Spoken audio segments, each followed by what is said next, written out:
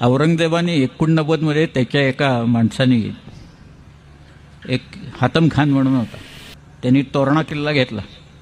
तोरणा फार भयानक किल्ला आहे आमच्याकडे. म्हणजे इंग्रजांनी असं लिहिलं आहे की सिंहगड जर का सिंहाची गुहा असेल तर तोरणा हे गरुडाचं घरटं आहे असं त्यांनी लिहिले. असा तो तोरणा विलक्षण किल्ला आहे, प्रचंडगड. तो हातम खानाला किल्लेदार म्हणून पाठवला, त्याला किताबच दिला, किलहदार खान बरं औरंगजेबाने. गेल्यावर तो वरती गेल्यावर त्याला तो तोरणा काय तो कळून आलं. त्यांनी त्याच्या गुरुला पत्र लिहिले की हा जो तोरणा नावाचा शिवाजीचा किल्ला आहे तो इतका भयानक आहे की इथं तरुण माणसाची हाबेलंडी उडते, तिथं माझ्यासारख्या म्हाताऱ्या माणसाचं काय झालं असेल याची कल्पना कर. असं फल्लू साफ अली म्हणजे सैतानाची गुहा आहे असं त्यांनी लिहिलेलं आहे त्याच्यात.